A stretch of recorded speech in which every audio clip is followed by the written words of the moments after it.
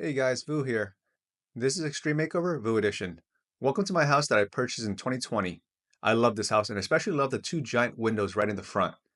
They were 8 feet wide by 7 feet tall and they let in a lot of natural light. Here you can see my cat playing right in the front. You can see how big they actually are. Homes are rarely a great investment, but you'll see how I made this into an investment property by remodeling it and making an open concept. I'll show you the cost breakdown and overall ROI. You'll be pleasantly surprised. One of the issues that I had with my house was that there were walls everywhere, and the house was kind of old. It was from the 1950s. One day, a buddy of mine was like, "Hey, Vu, have you ever thought about remodeling your house and making an open concept?" I was like, "Yeah, sure, but these are load-bearing walls." But he said he could do it. So we hired a structural engineer and did our permits. First off, they added these 2x4s up to the ceiling, and this is used to support the roof. Next thing is they added these 25-foot long beams. There's two of them. These are the new support system for the roof. After they're done, this is what it looks like. You can see wiring all over after they remove the walls that separate the kitchen and the rest of the rooms. I hired an electrician who spent 2 days rewiring the house and adding can lights. This is the beam and the lights after the installation. It's starting to come together pretty nicely.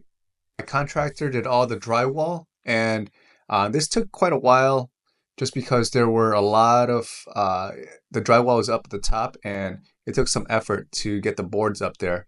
But I also decided to do the flooring here.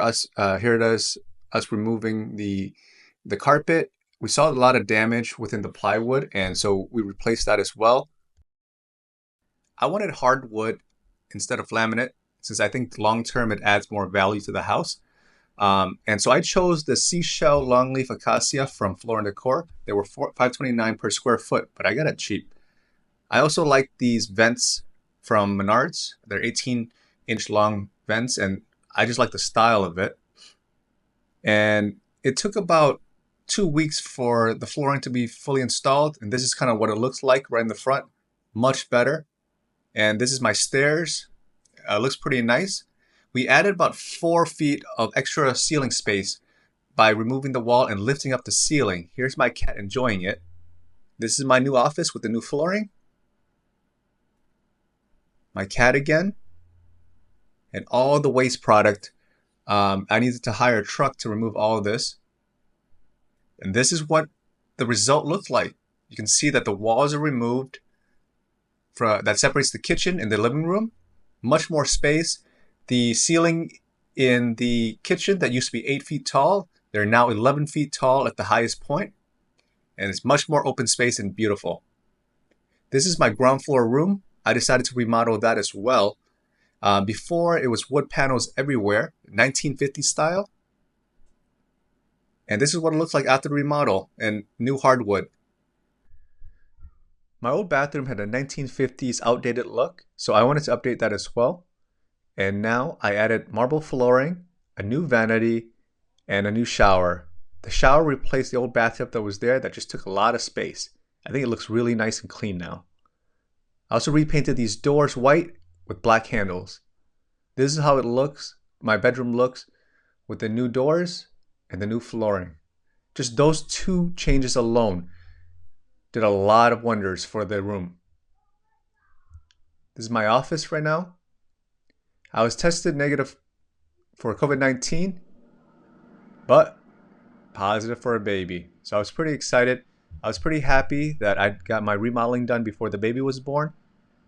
This is us camping. The baby is starting to be pretty big.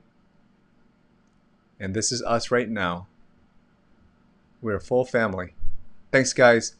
Now for the cost breakdown and ROI. All right, hey guys, I want to talk about the ROI and the cost breakdown right now. So these are all the line items for the remodel, but we'll skip that and we'll go to the summary. Total cost of the remodel was about $64,000, of which the bathroom cost around $12,000. The main remodel of the main floor, the kitchen, and the dining room, that was about $43,000. The entrance, I redid the flooring there. That was about $3,100. Junk removal was about $1,200, and the ground floor, and some of which I remodeled myself, was about $4,300. The main cost was the contractor cost. Labor is usually the most expensive part in a remodel. So overall, that's about $41,000 that I spent on labor, and the materials was a third of the project at about $23,000 for an overall cost of $64,000. Bathroom and main floor were the two most expensive items, totaling about $38,000. Bathroom was about $6,800 in labor. Main floor was about $31,000 in labor. Bathroom and main floor materials was also the most expensive at $5,000 and $12,000 respectively.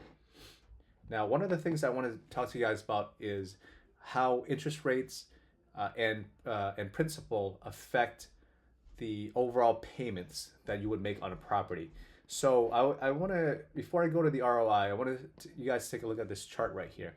Now, I bought my property in 2020 right as COVID hit, and the central bank decreased the interest rate, and I bought it at 2.5% interest rate as a conventional loan. Now, in this chart right here, the green is the interest that you pay and how much it affects the as percentage of the overall payment, and over here is the principal. Where you want is where the lines cross. That's where principal and interest rates equal each other. And so at 2.5% interest rate, it takes about 26 months, which is a little over 2 years for principal and interest to be equal. Now, if we were to change it to, let's say, 7%, which is the average of the current rate environment, it takes about 246 months, which is 20 years for your interest payments and principal to equal each other. So when you pay, so in my case, which is $1,300, which is $2,200 at 7%, of which is the majority interest. So when we change it to 2.5% interest rate, which is what it was in 2020, my monthly payment is only $1,332, of which principal and interest equal each other after less than 3 years. So interest rates are critically important to your overall payment. So make sure every time you interest rates decrease by 1%, make sure you refinance. Now, looking at the ROI for this project, this house was my main house, but I found a house that I really liked, and I decided to move. And rather than selling this, I decided to take a look at the numbers, see if it made sense to rent it out, and it did. And I'll take you guys through it, and this is how I evaluate a lot of properties as well. So buying price, I got a good price. That's $360,000. Down payment was $18,000 at 5% conventional loan. Closing fee $17,000 for an overall of $35,000. The remodel cost was $64,000, and the overall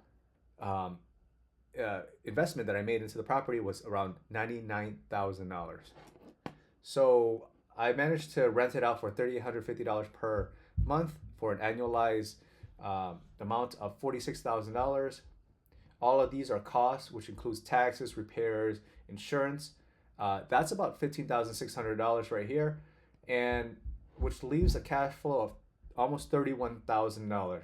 This one is just overall rent minus expenses is $30,600.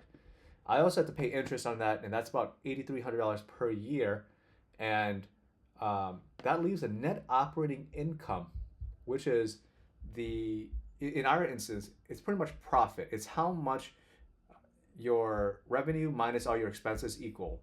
But that doesn't include principal mortgage payments. And I don't include that because principal is pretty much your equity and then some. So you don't want to subtract your equity, because that counts as both a cost, and the increase in equity kind of balances it out.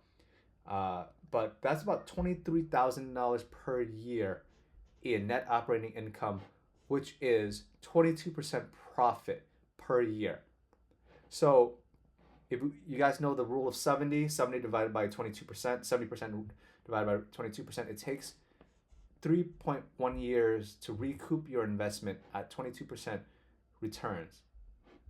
After that, it's just all profit, all gravy. So, 22%, a lot of people say, oh, it's only 22%. But this is risk minimal. So you could take a look at GameStop or crypto, where their returns are crazy per year. But that's not risk free. Some years it'll go down. A lot of years it'll go down. Some years it'll jump right back up like crazy. But this is risk minimal returns, especially when you get really, really good tenants with high credit scores.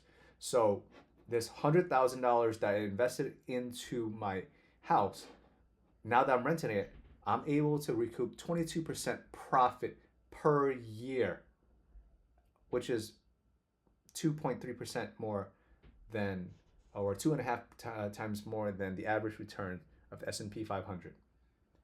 So, yeah, thanks for following, guys. This is my video on how I made my house, how I remodeled my house, made it into an open concept space, open concept house. Then I decided to move and rent it out, and I was able to make 22% profit per year on it. Now, like and subscribe for more videos in the future. I'm going to go in more detail in the future about how I evaluate properties, looking at their metrics, and then see whether or not they're good buys. So we'll go over this chart in the future and deeper dive into ROI in investment housing. Thanks, guys. This is Vu, and you guys have a good day. Bye.